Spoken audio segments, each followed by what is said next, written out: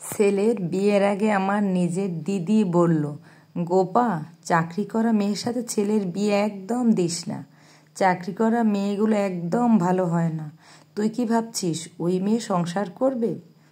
ওই মেয়ে সাজুগুজু করে বেড়াবে, কোমর দুলিয়ে দুলিয়ে অফিস যাবে, বর থাকতেও অফিসে বসে অন্য ছেলেদের সাথে প্রেম করবে।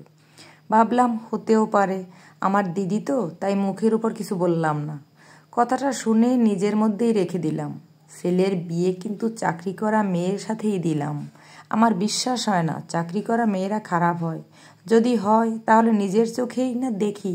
ছেলের বিয়েতে এসে আমার দিদি বলল, তুই চাকরি করা মেয়ের সাথেই ছেলের বিয়ে দিলি, দেখিস তোর অবস্থা কি হয়। আমি বলেছিলাম দেখি কি হয়। বিয়ের 2 মাস কেটেছে। আমার ছেলে আর বৌমা দুজনেই চাকরি করে। ওরা অফিস বেরিয়ে গেলে আমি দুপুরটা ফ্রি, কোনো কাজ থাকে না, তাই গল্পের বই পড়ি। আমাদের প্রতিবেশী শালিনীদি দুপুরবেলা একদিন বাড়িতে এলো।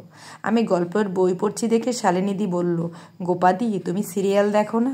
না গো, সিরিয়াল দেখি না, আমার বৌমা গল্পের বই এনে দিয়েছে, তাই ওইগুলো পড়ি। রোজ নতুন নতুন গল্প, নতুন নতুন স্বাদের। এই একঘেয়ে সিরিয়ালের কি আর দেখব?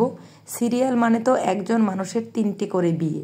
মালিনীদি হেসে বলল, আমি ঠিকই ধরেছি, তোমার ছেলের বউ ভীষণ চালাক মেয়ে।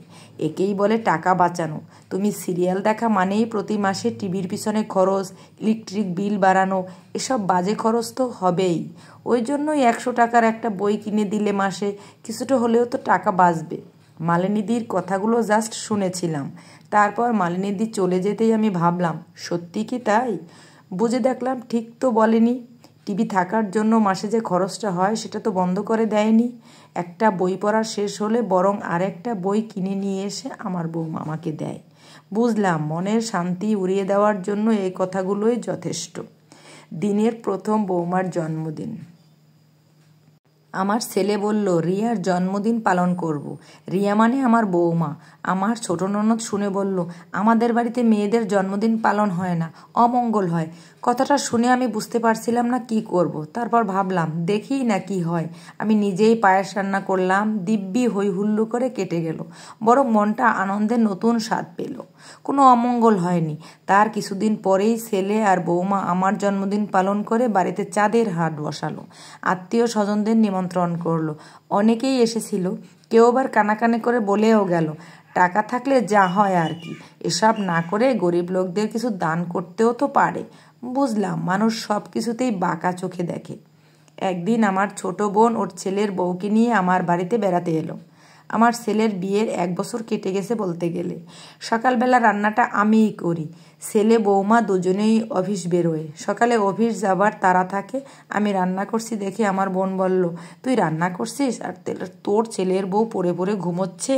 একটা রান্নার লোক রাখতে পারে তো? এই বয়সে তোকে দিয়ে কাজ করায়? এখনকার মেয়েরা খুব চালাক। আমার বৌমা সব নিজে করে, আমি পায়ের উপর পা তুলে বসে থাকি। তারপর থেকে আমিও মুখ খুলতে শুরু করলাম। আমার বোনকে বললাম, ওই বদভ্যাসটা আমারও ছিল, আমি ছেড়ে দিয়েছি। নিজেকে ভালো রাখতে গেলে নিজেকে আগে দিতে হবে। আমি যদি কিছু না দিই তাহলে কিছুই পাবো না। দেখ কতদিন পায়ের উপর পা তুলে বসে থাকতে পারিস। আমার বোন তখন আমার মুখের দিকে হাঁ করে তাকিয়েছিল। আমার থেকে ওইরকম একটা উত্তর পেয়ে আর কিছু বলেনি। আমিও এক সময় স্বার্থপরের মতো মেন্টালিটি নিয়ে চলতাম। বিয়ের পর যখন শ্বশুরবাড়িতে এলাম তখন বাড়িতে আমি, আমার বর, শাশুড়ি আর আমার একমাত্র দেওর। ননদদের তখন বিয়ে হয়ে গেছে। আমার বিয়ের 1 বছর পর দেবরেরও বিয়ে হয়ে যায়। দেবর বিয়ে করে বউ নিয়ে চলে গেল কর্মস্থলে। সেখানে জায়গা কিনে বাড়ি করেও ফেললো কিছুদিনের মধ্যে। শাশুড়ি থেকে গেলো আমাদের কাছে। আমার ছেলে হওয়ার কিছুদিন পরেই শাশুড়ি অসুস্থ হয়ে পড়লো। সেখানে আর কিছু সে করতে পারলো না। শাশুড়ির সেবা শুশ্রূষা আমাকেই করতে হবে দেখে আমি আমার হাজব্যান্ডকে বললাম, আমি কোনো কিছুই করতে পারবো না। আমার হাজব্যান্ড বলল, তোমার ইচ্ছে না হলে করো না, আমার তো করতে হবে। আমি তোমাকে জোর করতে পারি না, আমার মা, তাই আমাকেই করতে হবে। আমি দেখতাম আমার হাজব্যান্ড মায়ের জন্য সব কিছু করতো, এতে আমার আরও খারাপ লাগতো।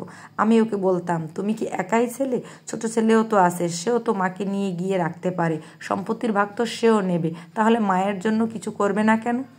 আমার কথা শুনে আমাকে বলল, কে করলো না সেই বিষয়ে আমি কাউকে অভিযোগ করতে চাই না, আমি আমার কর্তব্য করছি কিনা সেটাই হলো বড় কথা। বললাম, সব কর্তব্য কি তোমার?